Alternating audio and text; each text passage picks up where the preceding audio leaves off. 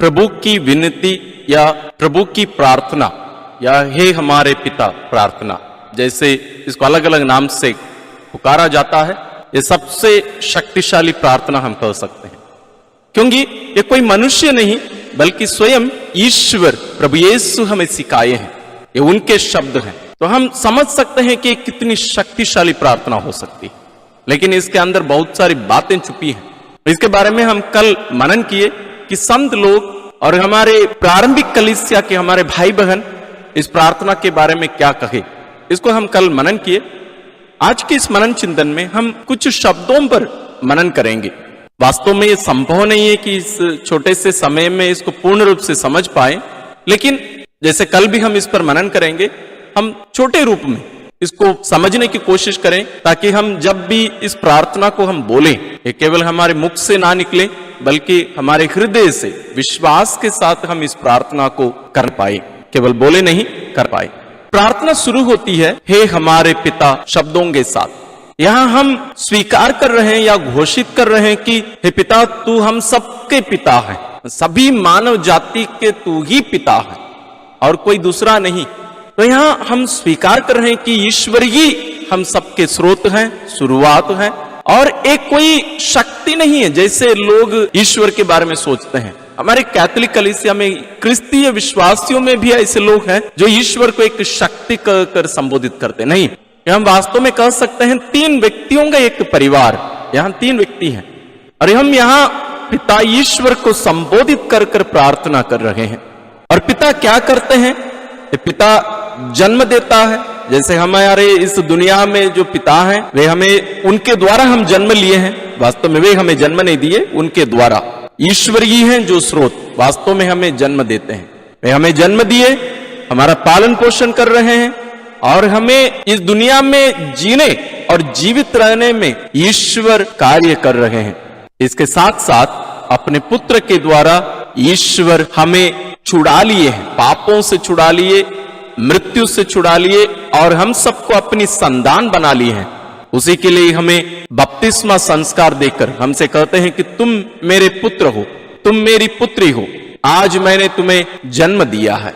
और पवित्र सुसमाचार में हम जगह जगह पर देखते हैं कि ये पिता कोई दंड देने वाला पिता नहीं बल्कि एक दयालु पिता है। उड़ाऊ पुत्र के उस दृष्टांत को याद करिए, वही वास्तव में हमारे स्वर्गीय पिता है। तो ये दयालु पिता, और ये पिता पापियों से प्यार करता है क्योंकि पापी भी उनकी संतान है और वो नहीं चाहता है कि एक भी संतान खो जाए। और ये दयालु केवल नहीं, ये महिमामय पिता, ये सर्वशक्तिमान है, ये स्वर्ग में विराजित है, अति पवित्र ईश्वर। और जब हम कहते हैं स्वर्ग में है, जो क्रिया है, इसका मतलब है कि अपरिवर्तनीयता, सदा एक ही समान। ऐसा नहीं कि कल नहीं था आज है और कल नहीं रहेगा, जैसे हम हमारे लिए कह सकते हैं कुछ समय पहले हम नहीं थे, अब हैं हम इस दुनिया में और कुछ दिन बाद हम इस दुनिया में नहीं रहेंगे। लेकिन ईश्वर सदा से हैं, केवल उन्हीं के लिए ही हम इस क्रिया का वास्तव में प्रयोग कर सकते हैं जैसे उसका वास्तविक अर्थ है। इसलिए जब मूसा ईश्वर से पूछे कि मैं लोगों के पास, इस्राएलियों के पास जाकर मैं तेरे बारे में कहूं, तो वे मुझसे पूछे उसका नाम क्या है, तो मैं क्या जवाब दूंगा? तो ईश्वर उससे कहे मेरा नाम सत्य है। उसने फिर कहा तुम इस्राएलियों को यह उत्तर दोगे जिसका नाम सत्य है, उसी ने मुझे भेजा है। निर्गमन ग्रंथ अध्याय 3 पद संख्या 14। इसका अर्थ ही यही है, ईश्वर जो सदा से हैं। अगला जो वाक्य है, जो स्वर्ग में है, यहां पृथ्वी पर हमारे समान जीने वाला एक व्यक्ति नहीं बल्कि स्वर्ग में रहने वाला। जरूर उनकी उपस्थिति हर जगह पर है, कोई सीमा नहीं है उनके लिए, लेकिन जहां वे रहते हैं उनका जो निवास स्थान है, जो एक विशेष जगह, उसको स्वर्ग कहा जाता है, वह स्वर्ग में रहता है। ये प्रभु यीशु उनका पुत्र यानी पिता ईश्वर का एकलौता पुत्र हम पर प्रकट किए हैं कि यह पिता ईश्वर स्वर्ग में रहता है और यह ईश्वर सबों के ऊपर विराजमान है। ये सर्वशक्तिमान है और ये न्यायी पिता, न्याय करता है। अगला जो शब्द हम बोलते हैं, वास्तव में इसके बाद 7 मांगे हैं। आप गिनती करके देखिएगा, तेरा नाम पवित्र माना जाए, एक। दूसरा, तेरा राज्य आए। तीसरा, तेरी इच्छा जैसे स्वर्ग में वैसे पृथ्वी पर भी पूरी हो। चौथा, हमारा प्रतिदिन का आहार आज हमें दे। पांचवा, और हमारे अपराध हमें क्षमा कर जैसे हम भी अपने अपराधियों को क्षमा करते हैं। छठवां, और हमें परीक्षा में ना डाल। सातवां, परंतु बुराई से बचा। इसमें जो पहली मांग है वो हमारे लिए नहीं बल्कि ईश्वर के लिए ही, उनकी महिमा के लिए। क्या हम कह रहे हैं? तेरा नाम पवित्र माना जाए। पवित्रता वास्तव में ईश्वर की पहचान है, उनमें कोई भी दोष नहीं है और हम इनके सामने नतमस्तक होकर हम उनकी आराधना करते हैं। वे हमारे राजा हैं, ना केवल हमारे पिता हैं, वास्तव में वो हमारे राजा हैं। हम उनकी निजी संतान नहीं है, हम वास्तव में सृष्टि हैं। हम उनकी उस पवित्रता को स्वीकार करते हुए हम दंडवत करते हैं उनके सामने। दूसरी मांग है तेरा राज्य आए।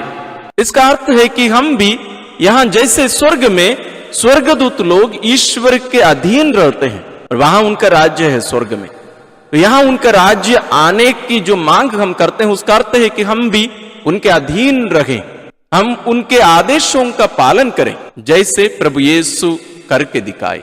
पवित्र वचन में लिखा है कि पुत्र ईश्वर इस दुनिया में मानव रूप में आकर आज्ञा पालन सीखे। कैसे? दुख सहकर हम भी उनके समान आज्ञा पालन सीखे, क्रूस मरण तक वो आज्ञाकारी बने रहे। संत पौलुस फिलिपियों को लिखते हुए अपना पत्र अध्याय 2 में कहते हैं, तो जब हम ईश्वर के राज्य के आगमन की मांग करते हैं, प्रार्थना करते हैं, उसका मतलब है कि हमें भी कुछ करना पड़ेगा।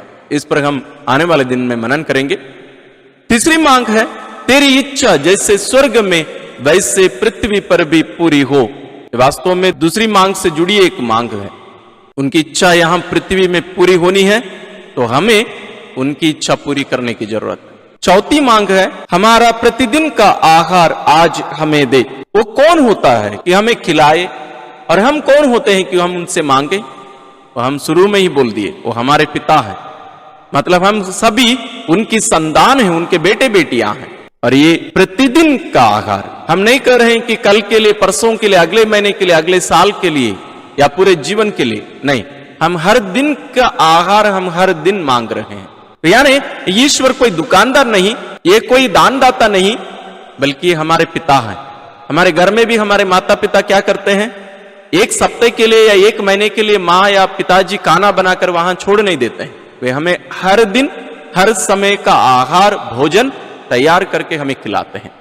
इसलिए हम पिता से भी उनके उस प्रेम में विश्वास करते हुए, भरोसा रखते हुए हम उनसे मांग करते हैं हमारा प्रतिदिन का आहार आज हमें दे। पांचवी मांग है हमारे अपराध हमें क्षमा कर। हम उनकी दया पर भरोसा और विश्वास करते हैं। जैसे मैंने कहा, उड़ाव पुत्र की दृष्टांत को याद रखिएगा। हम वहां जाकर मांग कर रहे हैं, पिता से कह रहे हैं, पिता मेरे अपराध क्षमा कर, मैं पापी हूं। हम स्वयं अपने पापों को स्वीकार करके वहां जा रहे हैं। हम उनकी उपस्थिति में हम अपने आप को पहचान ले रहे हैं कि जैसे ईश्वर अति पवित्र हैं, हम अति पापी हैं, हम पापी हैं। उनकी रोशनी में हम अपने आप को पहचानने लगते हैं, तो हम उनसे मांग कर रहे हैं क्षमा कर। लेकिन प्रभु यीशु एक कंडीशन उसमें जोड़ देते हैं। क्या है? हमें भी अपने अपराधियों को क्षमा करने की जरूरत है। हमारे अन्य भाई बहनों को हमें क्षमा करने की जरूरत है। उड़ाव पुत्र के दृष्टांत में उस पहला बेटा अपने भाई को क्षमा करने से इनकार कर देता है। वो उस आनंद में, पिता के उस आनंद में प्रवेश करने से अपने आप को वंचित करता है। कैसे? अपने भाई को क्षमा नहीं करने के कारण। इसलिए प्रभु यीशु भी इसके आगे कहते हैं कि जो अपने भाई को अपने दिल से क्षमा नहीं करता है, उसे मेरा स्वर्गीय पिता भी क्षमा नहीं करेगा। वो एक कंडीशन, एक शर्त पर ईश्वर हमारे पापों को या हमें क्षमा करते हैं। छठवीं मांग है अरे हमें परीक्षा में ना डाल। हम यहाँ ईश्वर की अति पवित्रता में और उनकी शक्ति पर हम यहाँ भरोसा रख रहे हैं। हमें मालूम है यदि ईश्वर चाहते हैं तो हमें रोक सकते हैं, हमें बचा सकते हैं, लेकिन इसमें भी एक कंडीशन है, क्योंकि हम सभी स्वतंत्र हैं। तो इसका मतलब है कि हमें उनकी अधीनता को स्वीकार करना पड़ेगा, हमें उनकी आज्ञाओं का पालन करना पड़ेगा, उनके अधीन में रहना पड़ेगा। और आखिरी और सातवां है परंतु बुराई से बचा। ईश्वर ही हैं जो हमें बुराई से बचा सकते हैं। हम उतने शक्तिशाली नहीं है कि हम अपने आप को बुराई से बचाए रखें। हम इतिहास में, पवित्र वचन में हम देख सकते हैं, राजा दाऊद को देखिए, वो कितना पवित्र जीवन जीने वाला एक व्यक्ति, ईश्वर से जुड़े रहने वाला व्यक्ति, ईश्वर का आत्मा उनमें भरकर जी रहे थे, उस व्यक्ति कितना गिर जाते हैं। और उनके पुत्र सुलेमान, वो भी किस रूप में जी रहे थे, कितना विवेकशील व्यक्ति थे, कितने ज्ञानी पुरुष थे, लेकिन वो भी गिर जाते हैं, पतन हो जाता है। ऐसे हम पवित्र बाइबल में बहुत सारे उदाहरण देख सकते हैं। तो हम में वो शक्ति क्षमता नहीं है, तो हम ईश्वर के हाथों में अपने आप को देखकर हम कहते हैं बुराई से बचा। इस प्रार्थना में हम देख रहे हैं कि हमें प्रभु यीशु के मनोभाव को लेकर हमें इस प्रार्थना करने की जरूरत है। इन्हें शब्दों में सीमित नहीं रखना है। जब तक ये प्रार्थना हमारे हृदय से उत्पन्न नहीं होती, जब तक ये शब्द मेरे शब्द नहीं बनते, आपके शब्द नहीं बनते, ये हमारी प्रार्थना नहीं हो सकती।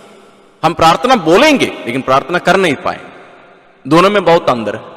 तो अब से जब कभी हम हे हमारे पिता प्रार्थना हम करते हैं, हम ध्यान में रखें कि ईश्वर के साथ हमारा एक अटूट संबंध है, पिता और पुत्र का।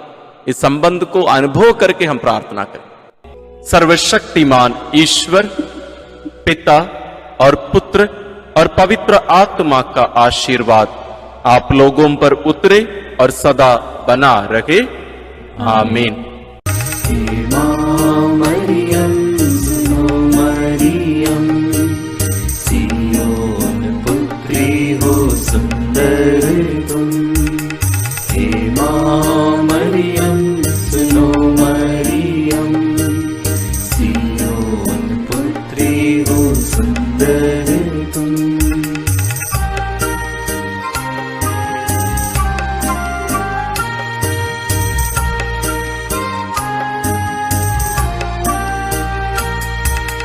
कैसा जीवन तेरा सादा अनोखा, किसी ने दुनिया में वैसा न देखा।